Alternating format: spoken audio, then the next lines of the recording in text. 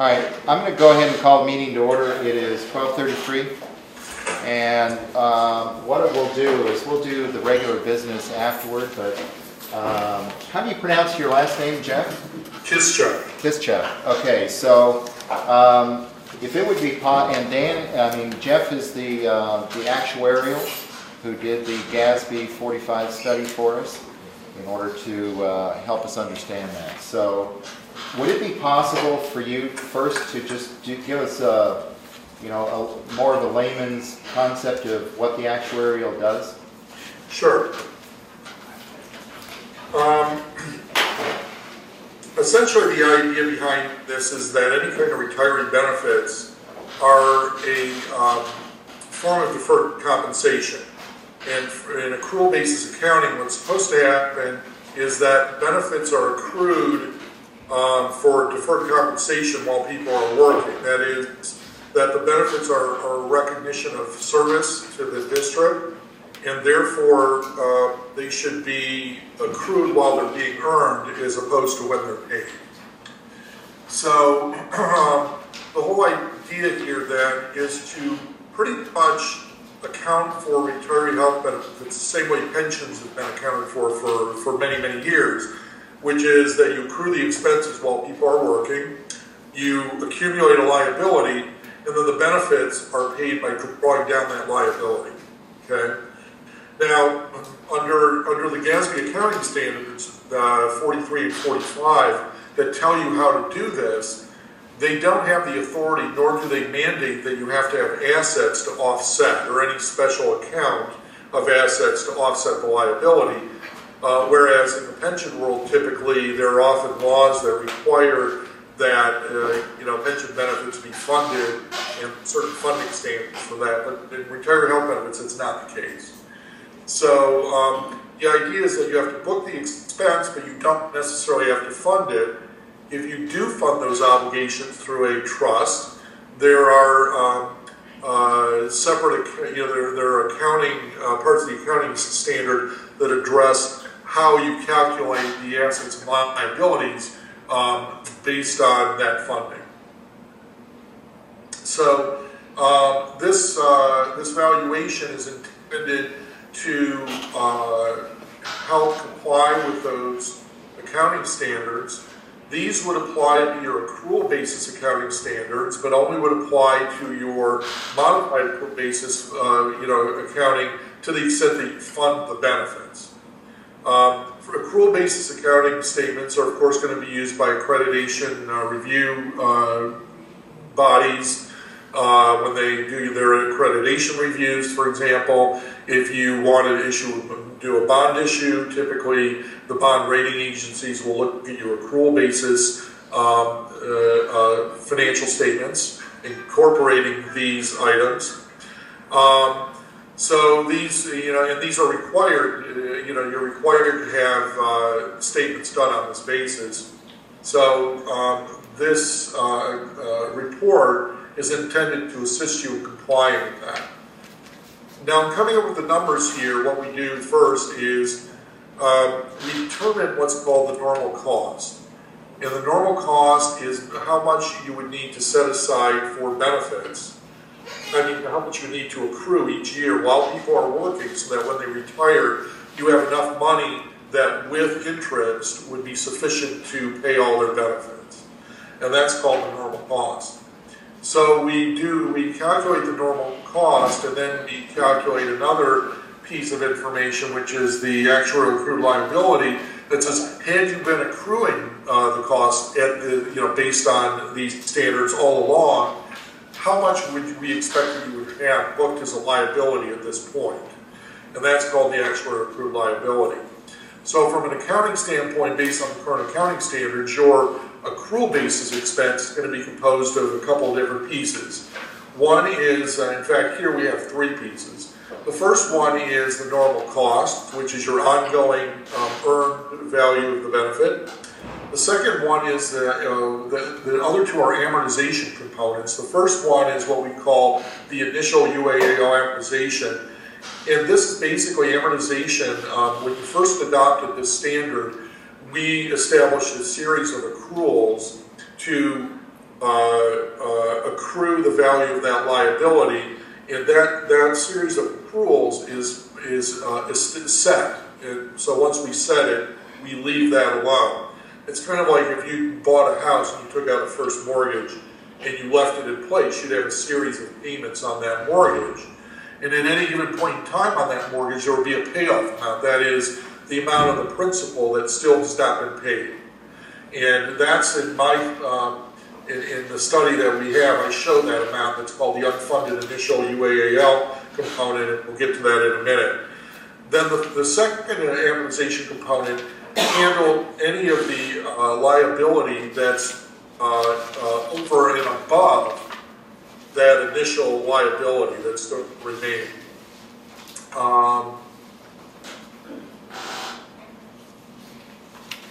And so the residual liability, or the liability can increase for a couple different reasons.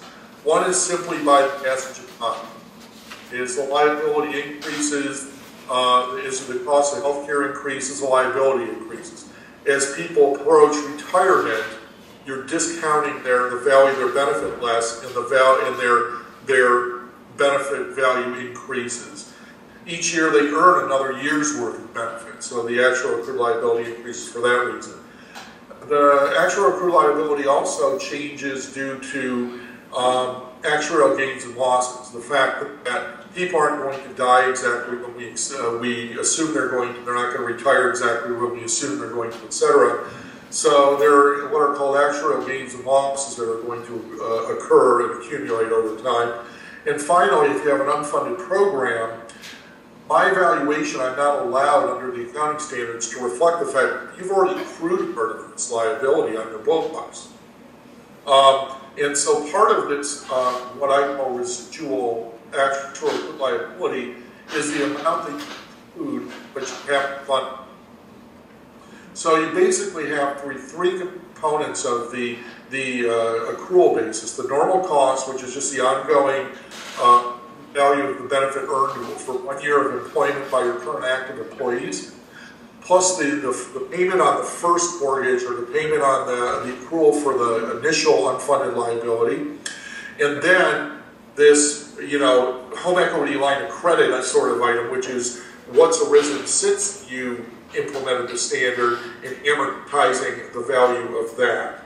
So if you look at the valuation report, there's a table on top of page 12 that gives the amount of each of those components, and the rest of the detail of the normal cost. So for example, normal cost on bottom, there's a table on bottom of page 10 that details where that comes from. There's the actual accrued liability goes up on page 11.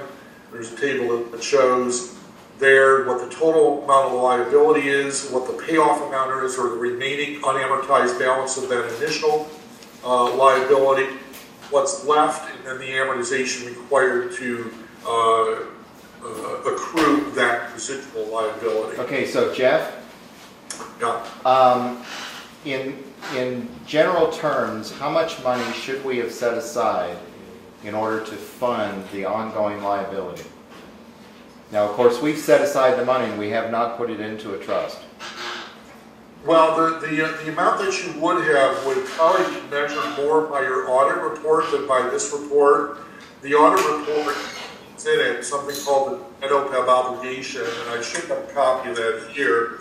And the net OPEB obligation is the cumulative difference between the accrual amount and what you've actually made as, quote, contributions to the plan. And the contributions to the plan in your case would be the amounts that you've paid for retiree premiums. The amounts that you paid for retiree premiums count as contributions to the plan. So what I show is that on your June 30th, 2011 audit report, the net OPEB obligation is just about $2.2 million.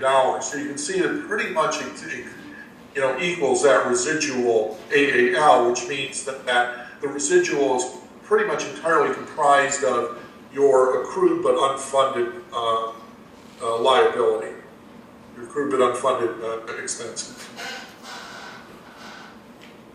So the liability that we've already accrued is how many $1 million? 2.2 million. That's unfunded. It's unfunded, correct. Now, when people retire, what occurs to your numbers as people actually do retire? Well, what happens when people retire is on the top of page 12, that annual required contribution number, what that assumes is that you're putting that money in to a fund, but you would be taking out what you need to pay for your current retirees. So for retirees, the retiree costs are included as part of my numbers, and when people retire, the value of their benefit draws down the liability. And then the liability is reduced by payments for retirees, but then it's going to be increased by new accruals, that is the normal ones, plus interest on the existing liability. So what happens when we hire a new person? When you hire a new person, theoretically, that person has no past service liability because they're just set. So what would happen is from the day you hire them, you would start accruing a liability for them on an ongoing basis. And if you were able to do that and just accrue the normal cost or fund the normal cost, that would be all you need to do. There would be no past service or no prior liability for that person. Okay. Does anybody have any questions? Dave? Yeah, he stated that as we get older, the liability is increased. I thought it would be the other way around because we're set in stone that between 55 and 65, our benefits are paid for, but after 65, we just get a 1440. So I'm not understanding that one. What I was intending to say is that if, for example, you have somebody who's average, let's say you have somebody at retirement, they just retired, and let's just, just to put an easy number on it, let's just say for that person I need $50,000 in order to pay their benefit to age 65. Now, if I have somebody who's a year from retirement, I don't need $50,000. I need, because I expect that the money I have to accumulate interest. So if interest is 5%, a year before somebody retires, I just need $47,500. I don't need $50,000 because I would, in the calculations we do, we're assuming that the money's going to accrue interest at 5%, and so I only need $47,500. 2 years before they retire, I don't need that. I just need $45,000 because I have 2 years to make up, to reach that level. And I even need less than that because if you haven't retired yet, not only do I get to earn interest on the value of your liability, but you're going to continue to have the normal cost paid for you as well. So if the normal cost is, in this instance, I'm looking at the numbers, we're calculating the normal cost is in rough numbers about $2,000 per person per year. If you're 2 years from retirement, not only don't I need the full $50,000 because I'm going to earn interest, but I also don't need the full $50,000 because I'm going to accrue $2,000 a year for that. So that's another $4,000 below that. So 2 years before you retire, I don't need $50,000. I don't need $45,000. I need like $41,000 because I'm going to have 2 years of accruals plus interest on that money. So that's the context in which I was saying that as active employees age, the liability increases by more than just the interest. It increases by interest and it increases by the additional accrual amount for people as they approach retirement. Now, for retirees, I think your point was for retirees. As retirees approach age 65, you're right, their liability decreases by the amount of the benefits that you're paying.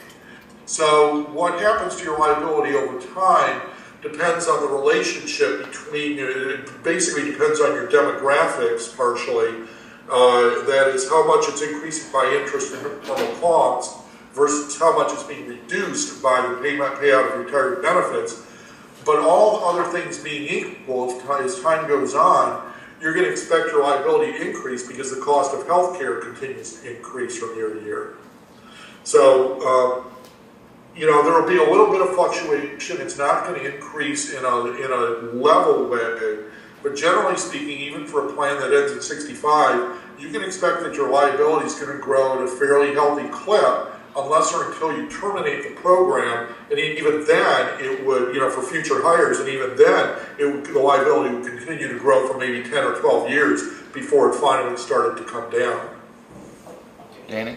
Two things. One is when they retire after 65, it's a set amount that they get, $14.40, right? It doesn't go up. It's not based on some premium or some insurance. Right. So that's a flat rate that there would be no need to adjust it for inflation or anything because they get $14.40 they have for I don't know how many years, 20, I don't know how long that's been in place, but that's a set amount. It's not based on insurance premiums or anything like that. So my other question is, and I apologize, but I didn't quite follow. I followed the interest part where you don't need the $50,000, you only need the $47,500 because you got 5% interest for that last year. But the accrual part, could you re-explain that accrual part? I didn't quite follow that. Okay, sure. Let's just ignore interest for a moment and just look at the accrual part, and then I'll answer your first point in a second. Let's say that you need $50,000 to accumulate by retirement, and let's simplify this by ignoring mortality and turnover. And so let's just say that you have a new employee, and that new employee is going to work 25 years and then retire, and in retirement we're going to need $50,000. And let's assume no interest for the moment. You would need to accrue $2,000 a year for that person every year between now and from the time they're hired to the time they retire in order to accumulate the liability you need to pay their benefit. And so what happens in these calculations is the day you're hired, you have a zero liability, none, because you haven't earned any of it. But each year you earn $2,000 of it, and so, you know, a year before retirement, you've accrued $48,000 of that, but not the full $50,000, and in your last year of employment, you accrue the other $2,000. So what I'm saying is that the increase in the liability for active employees consists not only of the interest increase, but it also involves the accrual amount as well that we're accruing for every year that they're working.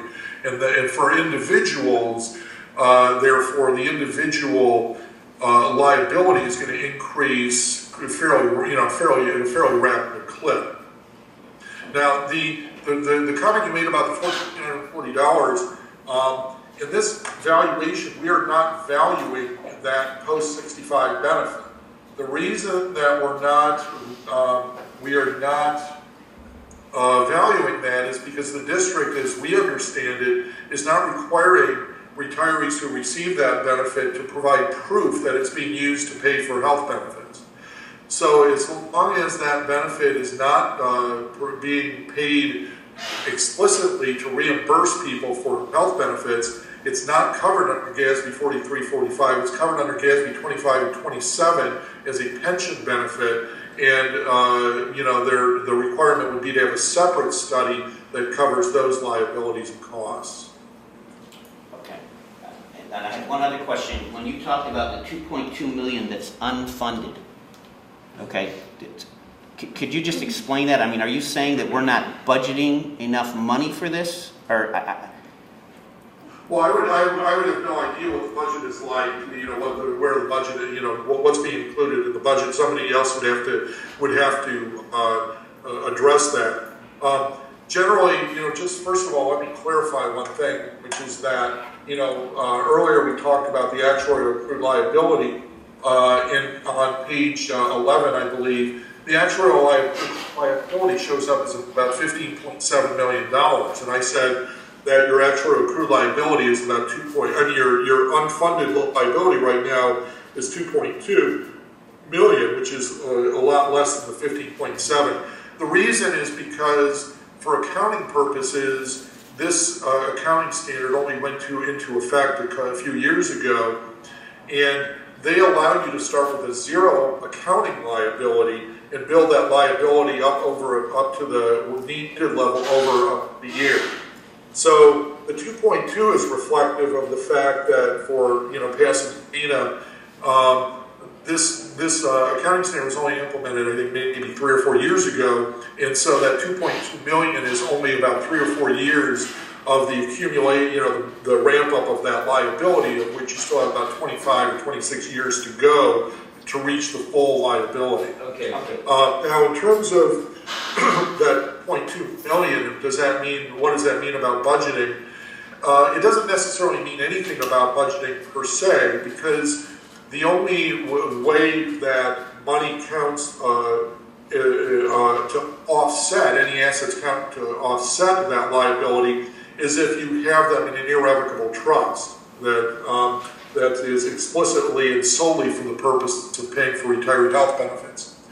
To the extent that you, for example, had a reserve account with money in it, that's not reflected here, but that would certainly be a way of funding the benefit. Okay. Whether there's money in the budget that's been included to add to a reserve account or something like that, I have no idea. All I can say is that the information I have is that there was no trust that had assets in it. There was no irrevocable trust that had assets for this purpose. Bob? Okay, so I'm trying to sort out all what I'm hearing here. Our overall liability is 15 million plus. We apparently have set aside 2.2 million of that. No. Or we paid 13 million of the 15 million. What are we doing here? I think we're talking two different things. Yeah. We have $15.5 million, something like that. So we have $15.5 million set aside in a separate fund that is not an irrevocable trust. The actual liability that we understand is something on the order of $15 million. How much? 50? 15. But we set aside how much? 15.5. So that, in simple layman 12-13 budget language, that might mean we don't have to set anything aside for next year? That's what the idea is, yes. Okay, and so, and from what Jeff is saying, and I gotta be honest with you, I've understood like 15% of what he said.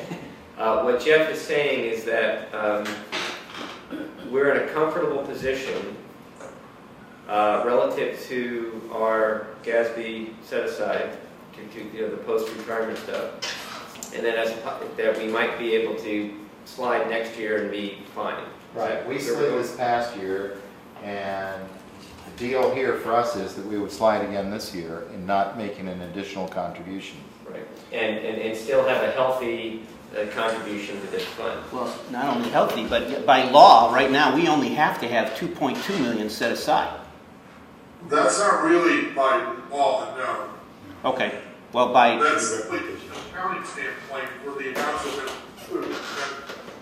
That's the liability is right now on an accrual basis, but it has nothing to do with what's required. But we have a long time to build up to the 15.7 million, but we're basically already there. I mean, I know it's not in a irrevocable trust, but we have a GASB fund that has 15.5 million, so we have pretty much funded our full liability. It sounds like it. Yeah. Now the ramp up was caused because most public entities do not have the kind of cash that's set aside to cover their liability. And in our case, the Board of Trustees elected to set aside that as quickly as possible in order to keep the balance sheet healthy. Because otherwise, we really do have a $15 million liability against a,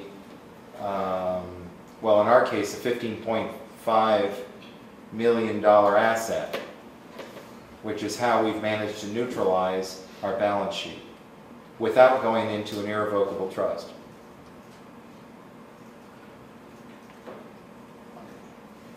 Well, plus, then we're making interest on that 15.5 million. Yeah, which unfortunately not very much. Yeah. It's about probably less than 1%. Dave? Yeah, your liability, is that assuming that everybody that retires at age 55 takes advantage of it? Is that what that's based on? Or has there been any studies done of how many people actually took advantage of that 55 to 65 benefit? That's a good question. Let me just consult some of my here.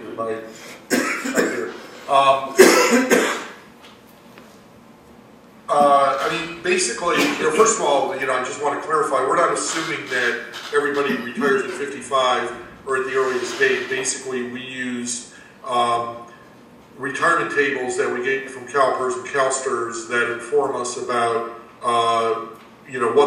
what reasonable probabilities are that somebody at a given age with a given length of service will retire in a given year.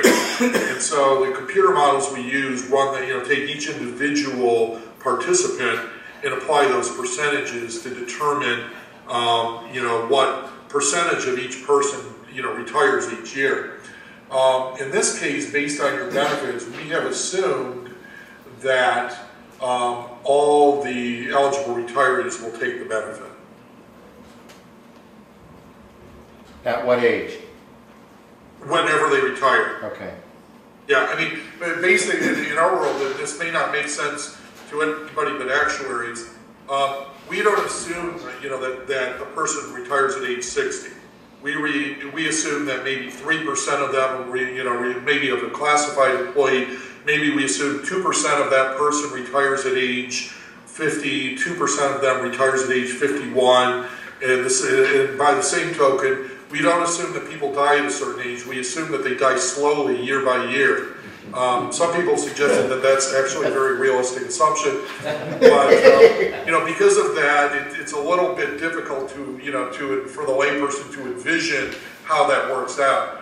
Retirement schedules for a typical community college will result in an average age of retirement for classified staff of around 60, maybe a little bit lower.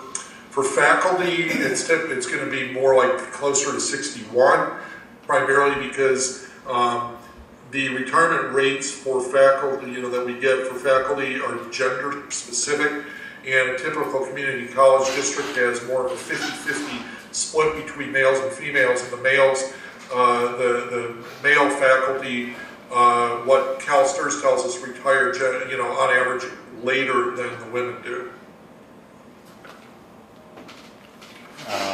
Any other questions, Danny? Well, there was something in, there was some report that you said you could, where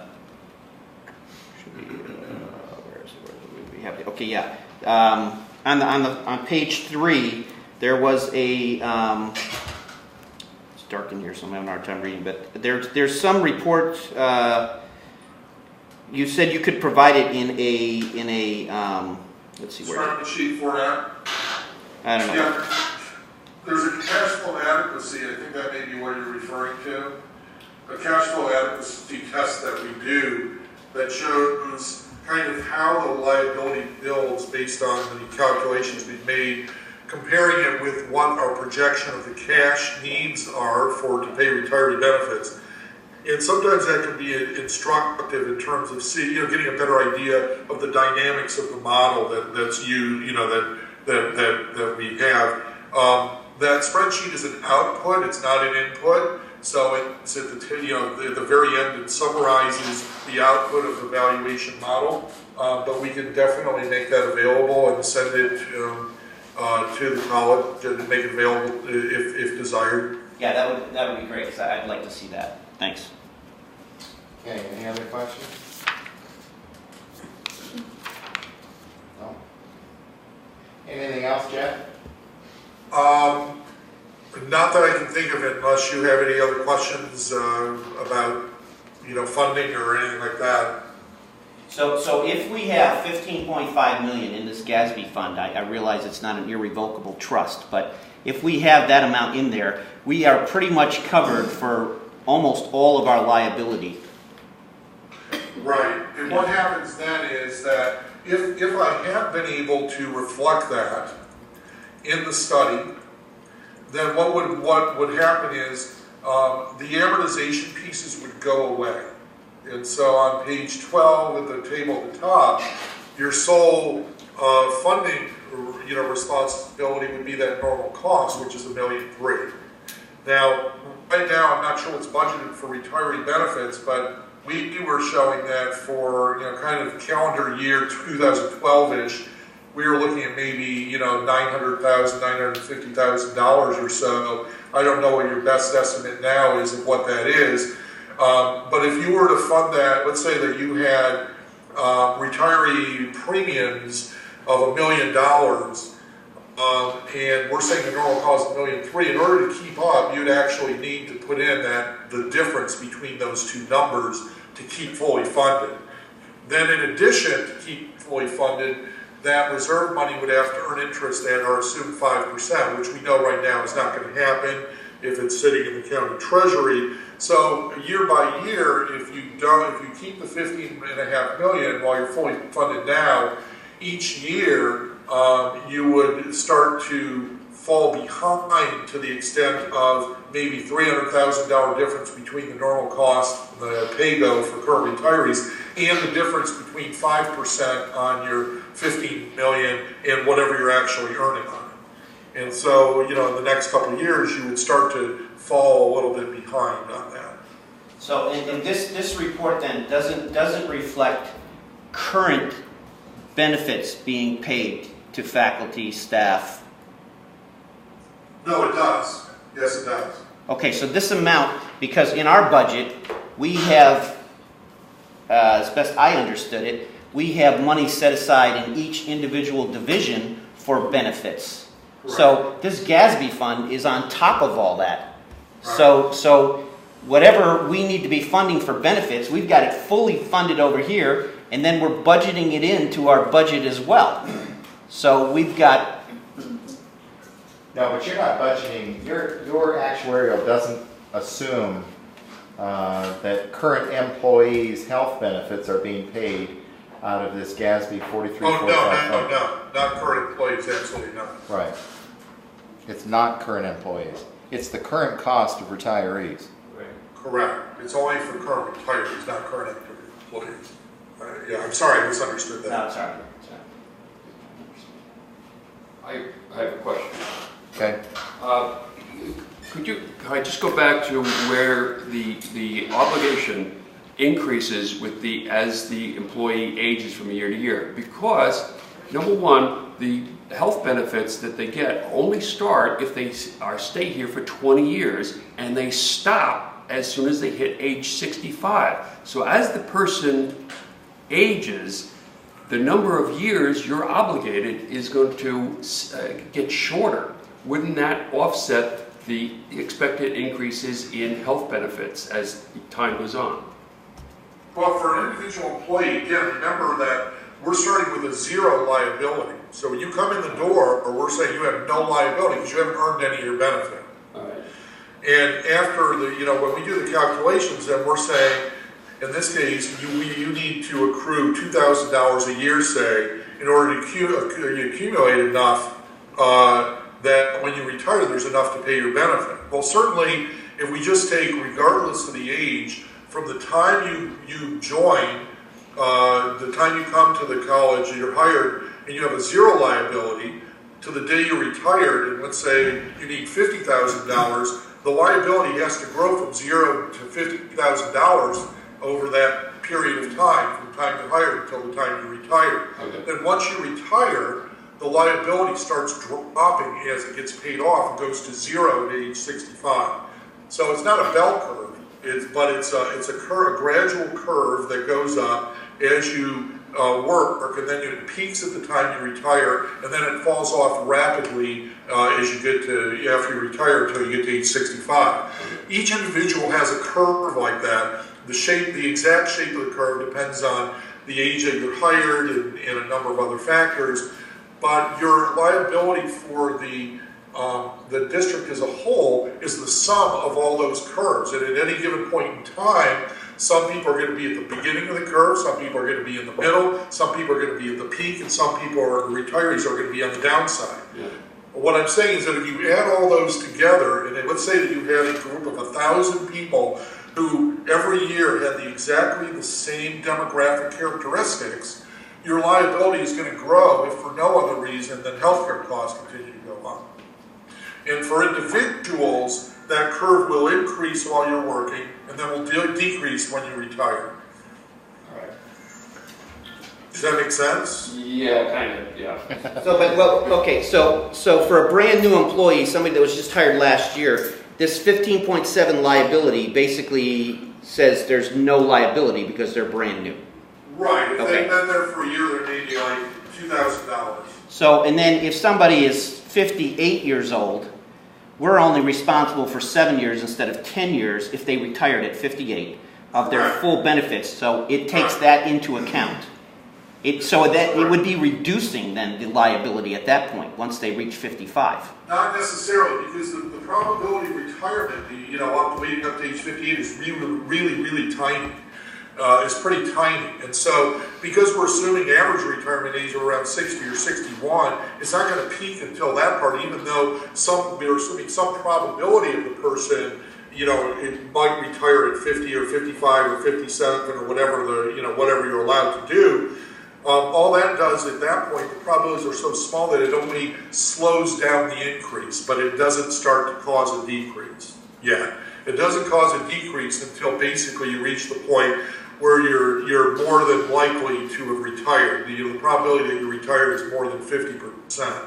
At that point, then the liabilities start to come down. Well, okay, I guess I'm just a little slow because if the person reaches 58, you now know that there's 3 years at one point that you had a liability for them, for their full benefits, if they had retired right at 55. So if they now retire at 58, you now know there's 3 years that you're not they're 58 now, they're not 55. So you're not going to have to pay their full benefits we have a 10-year period where we have to pay full benefits if they retire from 55 to 65. So if they reach 58, you now know that you don't have to pay while they were 55, 56, 57. So you've lost 3 years of liability for their full benefits, which is much larger amount than after 65 when it's only $14.40 a year. So, not talking about 65 again. After 65, that has nothing to do with our study. We didn't value that benefit. But let me address your thing about 58. You're absolutely right. When somebody's 58, we would pay benefits for them for 3 fewer years. But remember, we're not assuming that we're not generating liability based on the assumption that everybody retires at 55.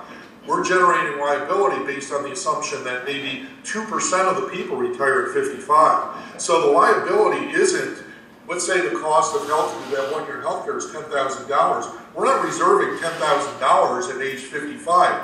We're accruing 2% of $10,000 or $200 for that. So when somebody doesn't retire at 55, we're not reducing their liability by $10,000. We're reducing it by maybe $200, which is only the probability that they would retire at that age multiplied by the benefit. And so that's why I'm saying those early ages, the probability of retiring is so low that the reduction in the liability is less than the increase in the liability due to interest and normal cost, but it does slow down the increase in the liability.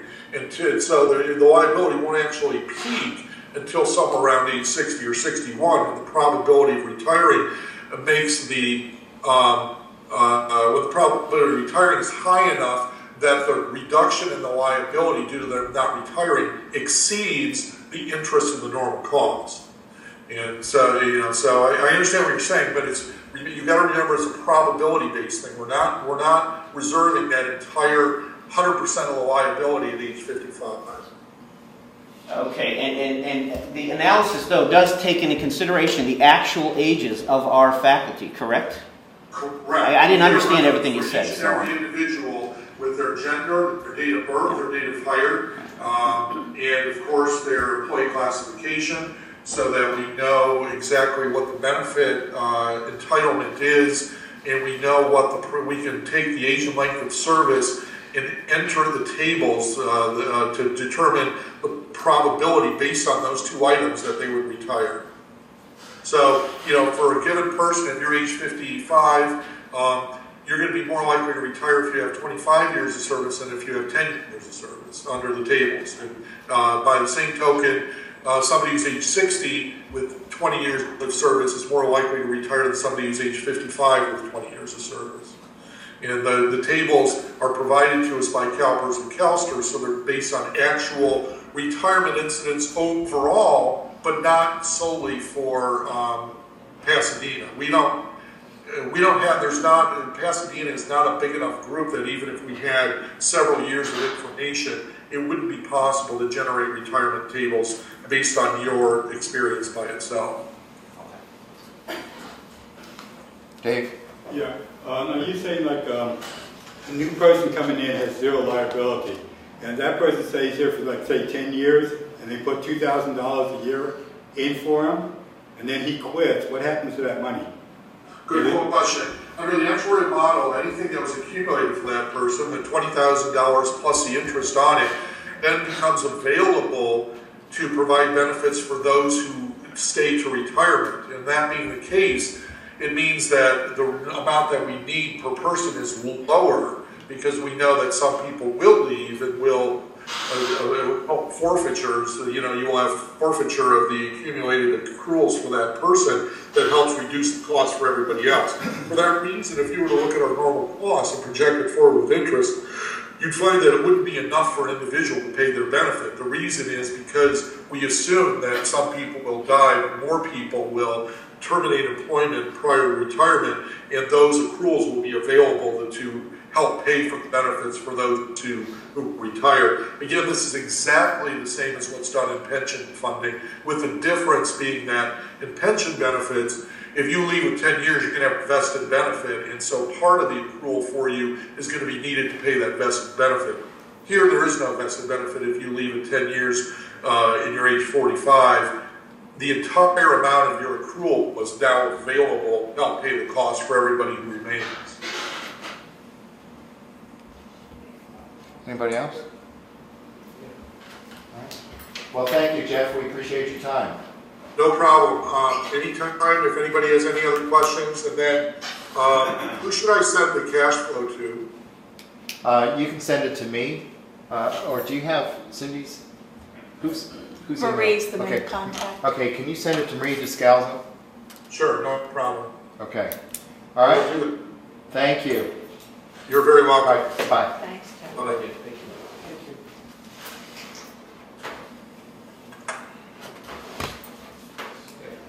Okay. Can you describe that? Thank you. It's one of the more arcane discussions, isn't it? Yeah. It makes me feel very stupid, I'll be honest with you. Well, here's the other deal: is you got to be thankful there are people in the world who will do that for a living. I'd shoot myself if I had to do that all day. We can just turn our chairs around. Yeah. That'd be easy. And when you read the report, it just truly gives you a headache. I know. All right. Let's go back to the agenda. Approval of the minutes. Is there a motion to approve the minutes? Dave Kraus. Is there a second? Okay, Alex. All right, are there any changes or amendments to the minutes? No? Okay, all those in favor of approval of the minutes say aye. All those opposed say no. And any abstentions? Okay. Minutes are approved. Public comments. Any comments from the public? They're all there, circadian. They're all in circadian? Congratulations.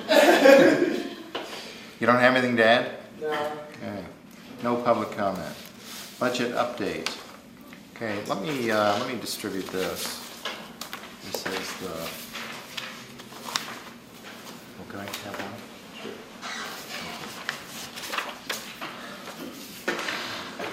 This is the report that will go into the board packet, and basically this is essentially a recap of what we've talked about for the past few weeks.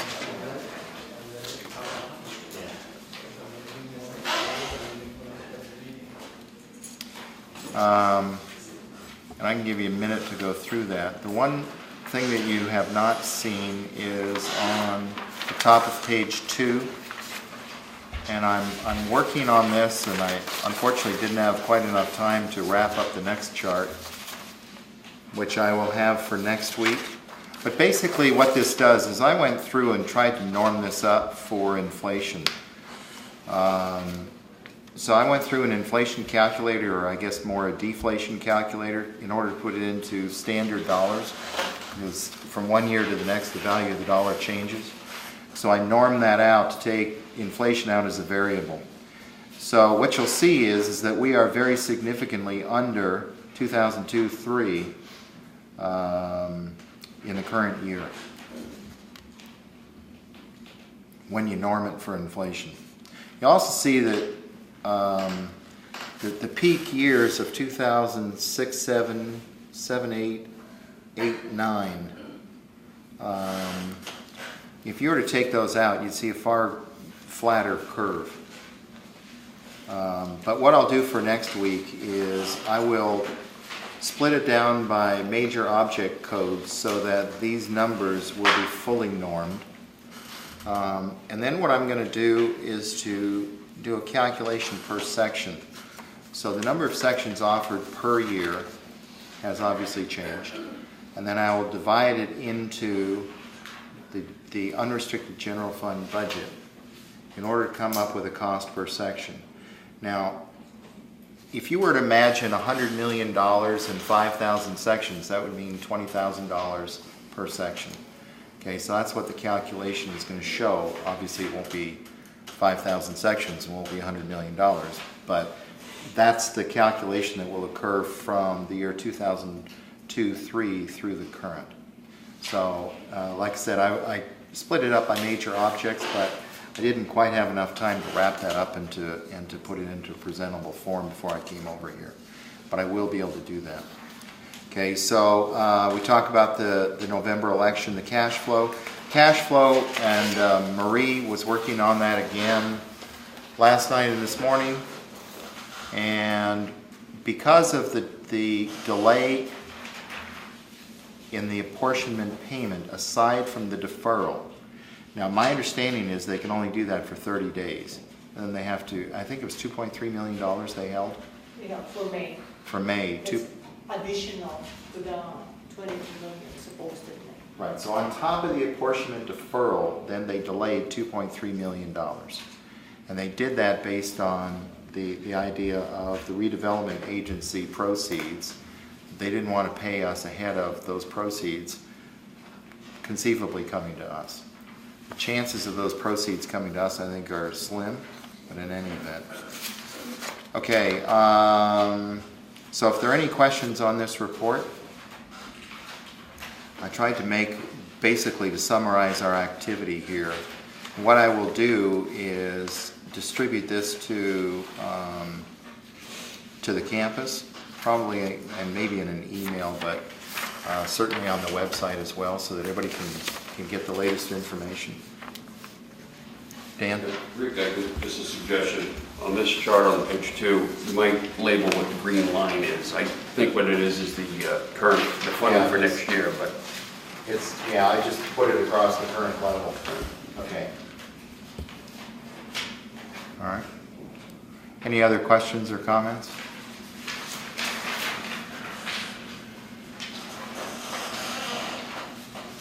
Now, what I would also propose, well, and we can move on to the guiding principles. What I would suggest that we work on as a guiding principle to not contribute to GASB fund in the following year, based on the information that we've received. Now, when that goes to the Board of Trustees, then there's going to be another arcane discussion, I'm sure, because this stuff is extraordinarily dense mathematics, and I don't know of a simple way of explaining any of it. When you have a person who does it all day long, and after he's done talking, you still don't understand fully what he's talking about. But so somehow or other, and part of the challenge is in trying to do a report that is simple enough for a lay person to understand it, because it is just so arcane. But I think that, the conclusion that we probably, certainly I came to, is that we're in good shape in terms of GASB 4345, and that there's no need in the coming year to put additional funding aside. Bob and then Dan. So, reading in between the lines of my colleague Danny's questions, and excuse me if I'm misinterpreting what you're saying here. We're very well funded. We're at almost 15, a little over 15 million we're funded. And there's that 2.2 million, so theoretically there's $13 million in the GASB account that could be, some of it could be reallocated to help the budget situation next year. But that's where I want to go. You made a comment, you explained why that wasn't possible, or why you didn't think that would be a wise thing to do. Could you repeat that? So we're about $500,000 conceivably overfunded. Right. Okay, the challenge is, as Jeff said, we're not earning 5%, and the costs are increasing, and therefore what I think will occur, and I think we have to do every 3 years we have to do another actuarial study, and I think that what needs to occur is that for the next 2 years, that we can ride off of the current actuarial study and to not contribute. Then what will occur is, in 2 more years when we do another actuarial study, then it needs to come back to this group for another conversation about what we should be doing. The other thing, I noticed on the top of it looks like page 3, where we talk about deferral and the possible or likely need to do interfund borrowing to the $210 million. A big chunk of that would come out of the GASB 45 account. Yeah, and Marie and I were talking about this morning. Per the board, we can only take out 75% of the fund balance. Okay, now, because of the, so when we're dealing with $15 million, we could take out 3/4 of it for a loan. Right, so not only is that money is there for cash flow purposes as much as anything else. Yes. So it would be hard to spend it on one time, get us through next year type things, because not only is it gone, we got to pay it back at some point in big chunks of change, but also it's not available for borrowing against if in fact this situation continues. Right. Now, the state is on the hook to actually pay us our money. That is state law. Right. Okay, so they don't have a choice but to do it. The issue is that if they don't have it, they're not going to give it to us. Right. Okay, so that's why the deferral on the apportionment.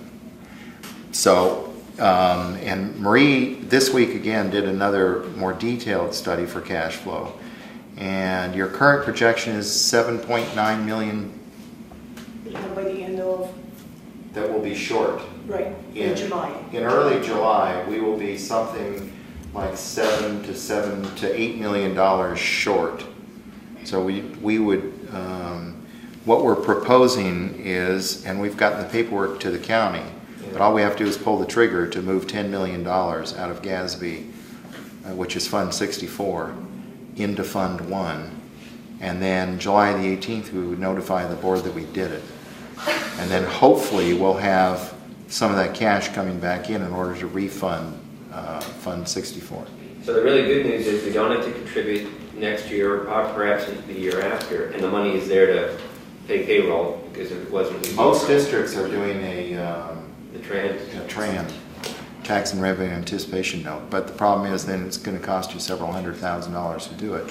In our case, we get to borrow it from ourselves interest-free. Thank you. Go ahead, Dan. And then 2 questions. Number 1, you said you proposed not taking any of the end year balance money and putting it into GASB because we're okay. But are you saying not for next year or forever? no, what I'm saying is, and just to be clear, I'm not talking about the moving ending balance money in any event. What we have done in the past is actually budgeted. Okay. So we've worked it into the budget that we have contributed typically $1.4 million in our budget equation, which basically did come from the unrestricted general fund revenue, and we put it into Fund 64 in order to build that up. Okay, so what I'm proposing, based on the actuarial that is currently in existence, is that this year, based on the information that we have, there's no necessity to move any of that money from Fund 1 to 64. And while I'm not developing nor proposing next year's budget, it seems unlikely that we would have to do it next year either. Until there's another study done and it shows that we're short again, or whatever it shows, then this group at that point would make a recommendation to the board. The other question I have is, you said that the interest you're getting for the Gatsby fund is less than 1%. Yes. Okay, is the reason that you can't just buy a bunch of 2 or 3 year CDs because you need that money to transfer to cover deferrals, or why is it? No, the problem that you have is when Orange County went bankrupt X number of years ago, Yeah. there were very, very stringent regulations put into effect. Basically, what we have to do is put the money in the county treasury, and the county treasury invests it. And, you know, they do a similar pooling type deal. I don't know how many $1 billion they have, but they're pooling all the money, and then as we come and go in and out of the fund, it's a pooled number. But the interest rates are so low currently that it probably is 1% or a little less. A little bit less, higher than your individual CD. Yeah, that's also true. Because, I mean, they are swinging a lot of money around in the county treasury. Okay, but I heard you say it's higher than an individual CD, but I have CDs that are getting 1.5%. Why? How come this isn't paying more than that? But how long do you have to keep it there? 2 years. See, with the county, it's a different types of maturity. They call it ladder, and different forms of instrument. All right. Because we need their cash on a day-to-day basis. So it's a pool that they cannot tie it up completely for 2.5 years. So they have series of maturities. Yeah. So that's the average interest rate. Okay. So and you're saying that by law we're required to put it in with them? Okay. Has to be completely zero risk. So, and I don't recall, I don't have my notebook with me, would it be appropriate, or maybe we've already taken this action, to actually add to our budget principles for next year that we will not fund GASB? Yes. Based on, so I guess I would move that, and that would be one of our, you know, based upon the report we got from our actuary. Okay. Second. Alex, second. Questions, Dave? Yeah, I realize that. But on that point, on the motion. On the motion, you guys either. Oh, I'm sorry, I didn't even hear the motion. The motion was that we add as one of our guiding principles that we would not fund GASB 45 next year, based upon the report we received from our actuary. I don't have any. Okay, so we have a motion and a second. Is there any discussion? Who seconded? Alex. Gary, second, or no? Alex did. Is there any discussion? All in favor, say aye. Aye. Opposed? Any abstentions? Were you just voting, or were you? No, I want to make sure you saw me. Okay, okay. Dave, you have a question? Yeah, he's saying that all his paperwork is done on actually what is being happened throughout the state and PERS and all that. Have we ever done a study of what actually takes place here at PCC? No, I know the last 2 years would be crazy because of the early retirement, but maybe a couple years prior to that to see what the trend is. The problem that you have is that 1 year we had close to 100 retirements. The year before we probably had 2. And then the year before we probably had 5. Yeah, nickels and dimes, and all of a sudden. Well, what I said, because of the early retirement system, that's probably why we have so much. Which is why we did the actuarial again, is Right. to check how we were doing. But how many, even with the early retirements, how many are actually taken, that we are paying for medical on? Not the 1440, but, you know, between 55 and 65. Because you only needed 5 years, if I'm not mistaken, to take the early retirement system. You had to be here for 5 years. Right, so That's you didn't, so that wouldn't even kicked in the medical. No, let's see, what they're doing is they're using these monster tables, the actuarial tables, to try to sort all this out. And as he pointed out, it's all probability based. So it's not specific to PCC in terms of the tables. What is specific to PCC is each individual person is factored in and then plugged into the table. So, I mean, I keep saying that it's so arcane, and it is. The way that it's established is extraordinarily complex. And then what you do is you hire an actuarial to figure it all out. But overall, it's probably a conservative number because very few faculty retire by 61 around here. We got people way over 65 still living. So, I mean, again, you'd have to do a study to look at it, but I don't think the average is 61. That's what I like to see what the trend was at BCC, not, what the stats say, that people do retire at 61 or 62 or 55, whichever. Didn't you point out that even if we did do a study like that here at PC, that just the sample size would just be far too small to really gain much? Well, what should happen is you have wild fluctuations from one year. Even if we did it for multiple years before the retirement incentive, the sample size is just way too small. Yeah. That's why they were using the stirs and curves. Okay, anything else on that? Okay, let's see here. We're going to talk about the guiding principle that I brought up. Unfortunately, I don't think I got a copy of it here. Yeah, your guy, and I'm still working on the concept, Okay. which was that the ongoing money would not go to projects, basically, is what it was. For one time. One time. Expense. And what I'm trying to wrap my head around still is that typically the way that one-time projects are funded is through unspent budget dollars, which are theoretically budgeted as ongoing expenses. See what I'm saying? Did I say that, or you want me to say it again? Say that again. Okay. Typically what we do is at the end of the year, we reallocate unspent budget dollars. Typically what occurs is that those funds go into one-time projects. So often into Fund 41 or Fund 43, capital outlay and scheduled maintenance. Okay, those are budgeted as ongoing expenses, but they weren't expended. And then what happens is they get reallocated, and that's the sole source of money for the one-time budgets. Therefore, it's difficult for me to wrap my head around a rule that says that you can't have ongoing revenues being applied to one-time expenses. Okay, so that's on the macro sense, and on the micro sense, you have a bunch of one-time expenses that occur even within operational budgets. Okay, well, first of all, it's a guiding principle, so I'm not saying, if there was a situation you couldn't use ongoing. But the principle would be, because we have all these budgeted amounts, I don't have it right in front of me, but there's still $100,000 in a fund for parking lot A. Well, it's actually for the field. For the field.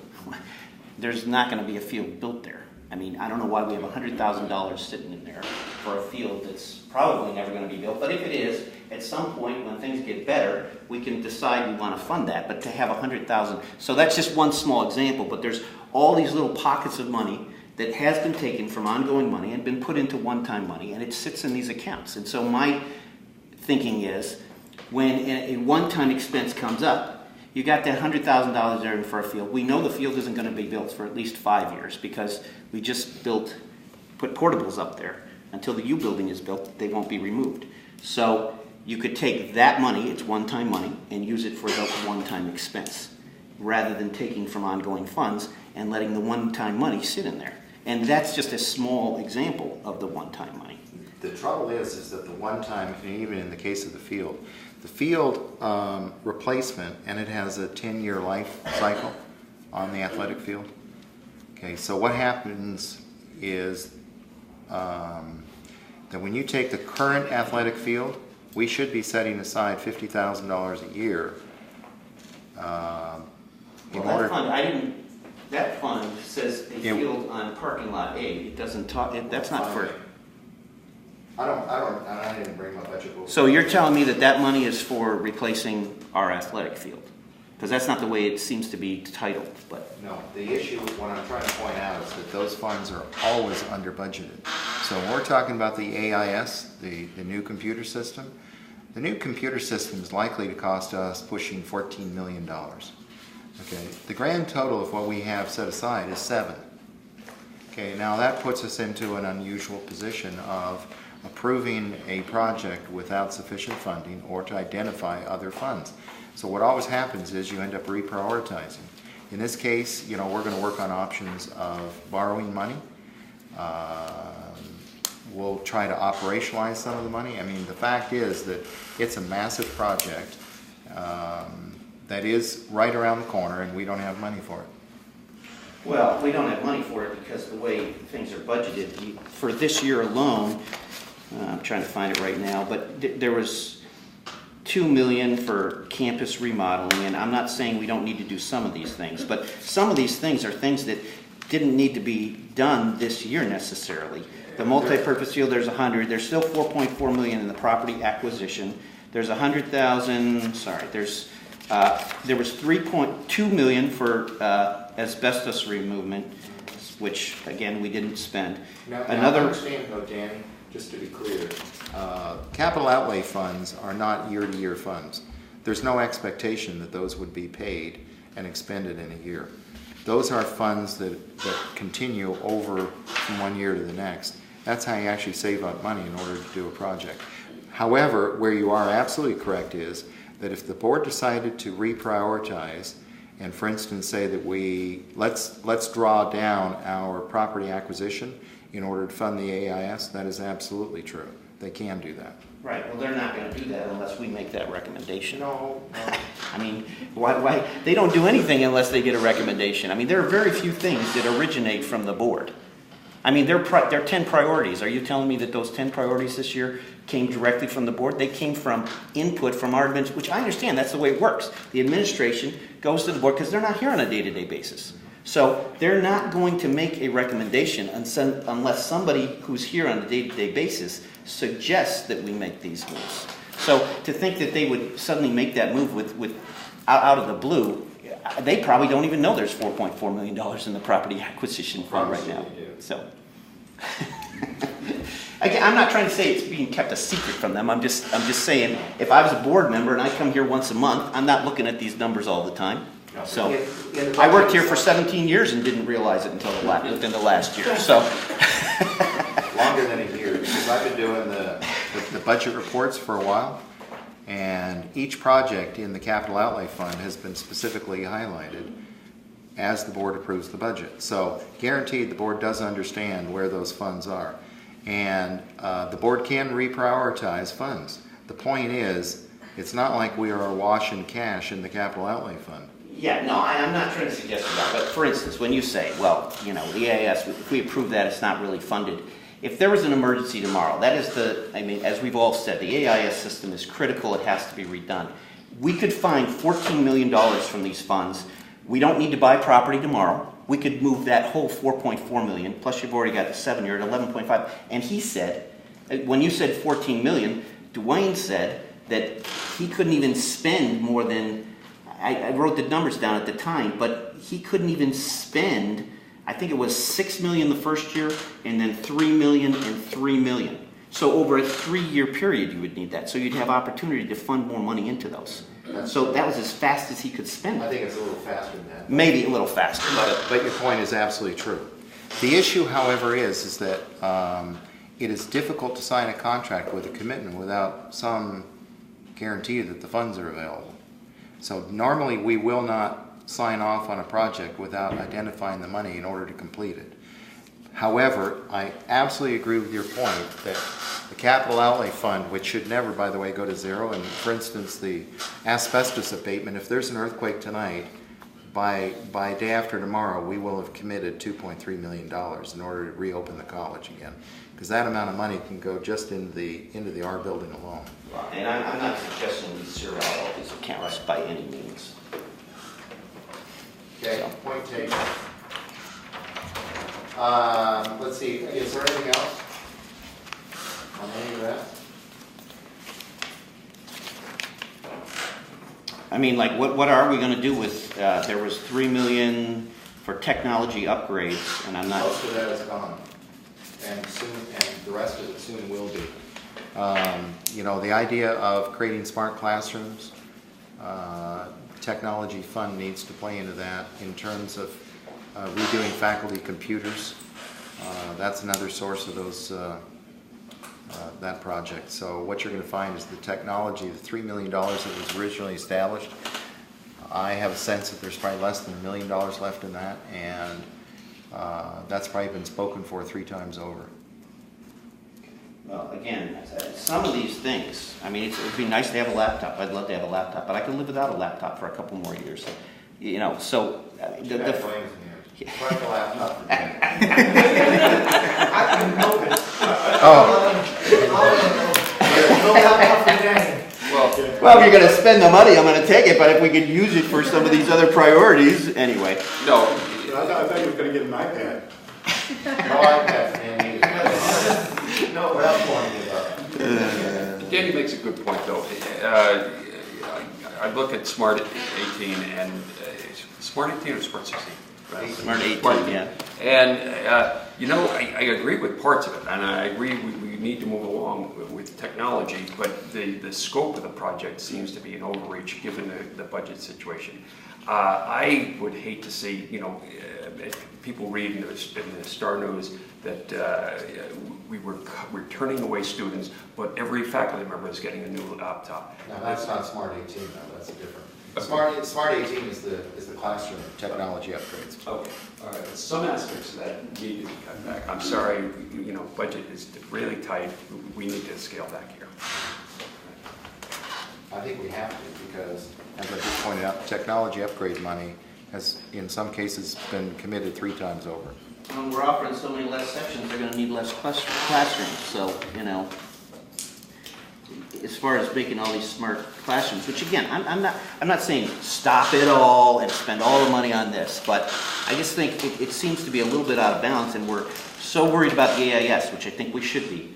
But if we don't have the money in there, then why are we spending $3 million over here for upgrades here and $3 million over here? Let's move the money, put the money in there, and say, hey, we're ready to go. We can sign a contract. Let's move on with it. When are you going to break out of your shell? It's time for I was so quiet. Okay. What was your guidance principles again? My guiding principle Yeah. was Yours personal. My suggestion is that we only use one-time funds for one-time expenses rather than using them out of the ongoing funds, because there are certain things that they won't do because, well, that's one-time money. But if we have more available ongoing money, you can do things with ongoing money that you can't with one-time. Okay? So I'm trying to keep as much ongoing money available. And so if there's a one-time expense, and there's money budgeted in these different areas that we know we're not going to expend in the next few years, then use it out of there. And at some point, if we see upcoming that we're going to need to buy a piece of property, we can say, hey, well, next year we should put $500,000 back into that fund because, you know, probably within the next year or two we want to do this or that. See, what's really scary to me is that some of what Danny's saying is actually making some sense to me. I didn't It's a little scary. But I'm wondering, Open the door, let's more. so I'm wondering if, I can't believe you actually said that. well, I'm wondering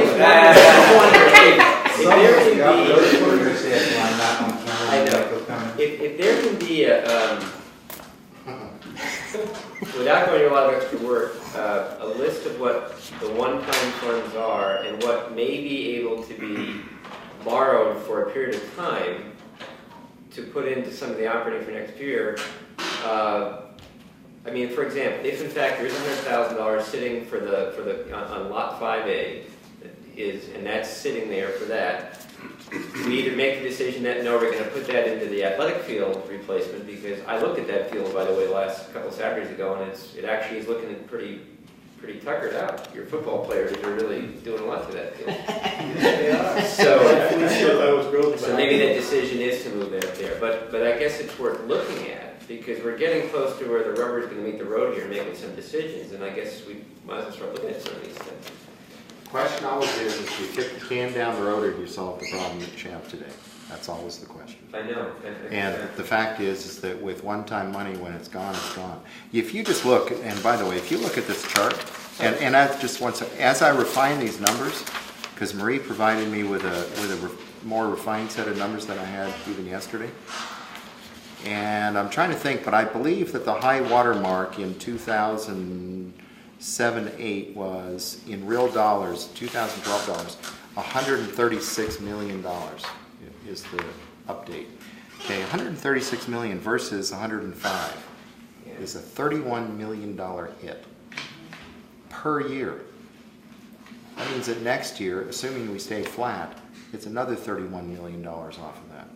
So the reality, I mean, when you start to imagine what we've just gone through in the last few years, we've basically taken a 20% haircut, or a little better than that, which is unbelievable when you realize that 90% is wages, salaries, and benefits. We're at a fraction of what we were before. We're at 78% or whatever it is of what we were just a few years ago. So the fact is that we have to come up with a way of being sustainable economically. Sorry, Dan. No, I'm sorry. I interrupted you. So I'm not kicking the can down the road because I'm not saying to use one-time money for ongoing expenses. I wasn't talking okay. to you. So because he thought that he was agreeing with you, but I was. But my suggestion is. It's so much easier for me to yell at him. My suggestion is not kicking the can, because I'm not saying let's pull out this one-time money and fill up the ongoing problem that we have. Okay, I'm saying to keep more ongoing available, because we are going to get less ongoing. Let's use one-time money for one-time expenses. So it doesn't. I'm not saying take the one-time money and use it for ongoing things, because you're right. Next year it won't be there. I understand it. That's why I came up with the principle. I said, well, how can we get around that? Well, we've got one-time expenses, and we've got one-time money sitting in accounts.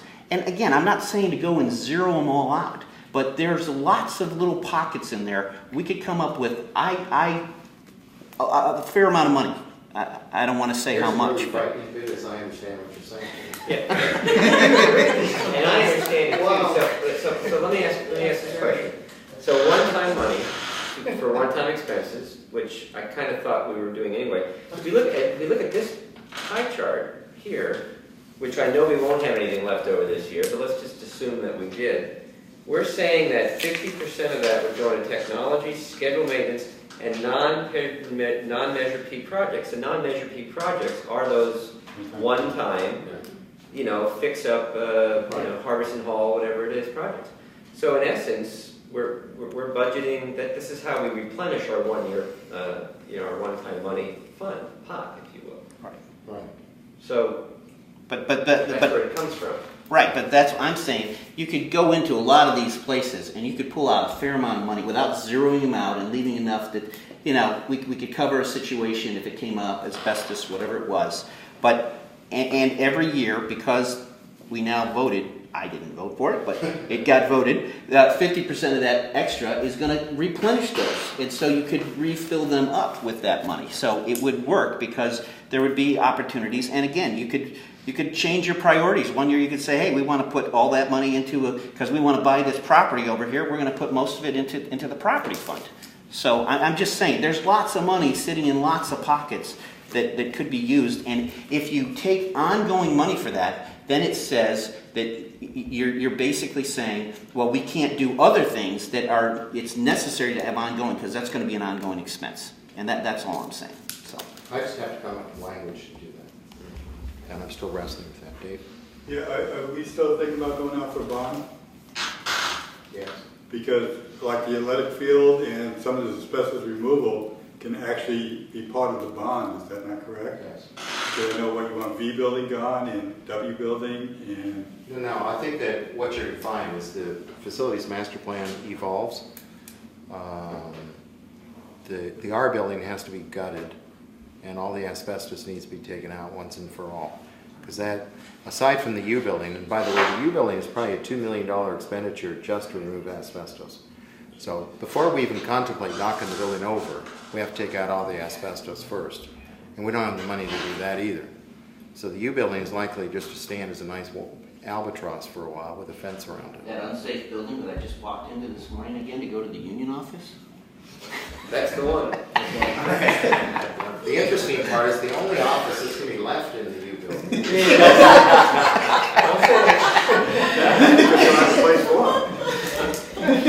Is Roger's office. Okay, the break room. And well, Roger's break room, yeah. He can have the whole building to himself. But anyway, the R building has to be gutted and all the asbestos taken out and completely redone. And the W building, yeah. So there are all these projects that are being queued up in the facilities master plan. However, the funding source for that will end up, to the extent that we fund them, will end up being a bond in all likelihood. And you're right, the athletic field, because if it was up to me, we'd put cisterns underneath it before we recarpet it in order to capture rainwater. But that would also be funded out of the bond measure. Well, I know at one time we were planning on putting thermal storage tanks underneath there.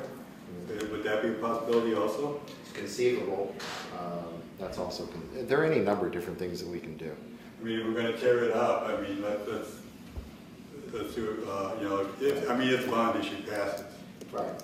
In the meantime, we're not going to predict that. But the facilities master plan should be done by the end of the calendar year. So when are we thinking of going now? Well, and then it comes down to a series of judgments because you have to determine what the political climate is too. Is that you must go out in an election where, right now functional unemployment is like 15% in the country. So it's not a great time to be asking people for additional money. So, there are some economic indicators that have to be going up in order for us to be able to go out for a bond as well. Plus you don't want to do it during major elections, correct? Actually, major elections can be good. It depends on what other issues are on the ballot. That if there are highly controversial issues, then sometimes it's good and sometimes it's bad. It depends on which way they're polling. But the bond issue is just strictly in the Pasadena area, is that correct? It's within the Pasadena Area Community College District. Yeah. Right. And the bulk of that bond would be to rebuild the U building, I take it? No. In all likelihood, that would consume about a quarter of the projects.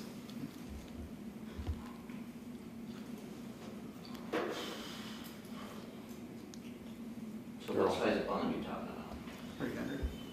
Well, it could be, the number that I told the board that we could float without changing the rate of borrowing per $100,000 of assessed value of property in the district would allow us a $250 million bond. So to explain how that works is currently we have in Measure P a commitment that we will not exceed $25 per year per $100,000 of assessed value, which means that it would be $100 for a property owner of a $400,000 piece of property. What's happening is those numbers, because we're fully borrowed the $150 million now, and we're paying that back, and we have been for the last 10 years, is that those numbers are falling as the money has been amortized. What that does is the $25 per 100,000 of assessed value, we're creating a gap now. If we borrowed against that gap, we could borrow up to $250 million without raising the rate at which property owners are contributing. Now, I hate to say it that way because first you come up with a project. First you don't come up with a price tag. All I'm saying is that's the capacity of borrowing that we could get to. Okay? Anything else? I do want to talk about the rotational schedule because as we're coming down to the end of the year, one of the challenges is that this is a time when officers and whatnot I realize that Alex isn't going to come back next year just so he can be here. But part of the challenge is that if too many people rotate out over the summertime, as we're actually, because we've gone through several months now of actually prepping for this, that if we have to rotate too many members out, I think that we're going to lose a lot of momentum in the process of actually developing a budget. So what I would propose, if it's possible, to go to the constituent groups and ask if we can have a rotational schedule that is more like about October the 1st, so that each October the 1st new group rotates in, so that we don't go 3/4 of the way through the process, and then the last month or two, we have to start all over again. So if it's possible to do that, I think I would find that very helpful. Okay? Anything else? The next meeting is? Next Friday. Next Friday. The 8th. Okay, so I will have some more of this detail for the cost per section and whatnot. Okay? Anything else? Is there a motion to adjourn? Okay, Dave and John? Seconded. I assume nobody's going to object, so we are adjourned at 1:58.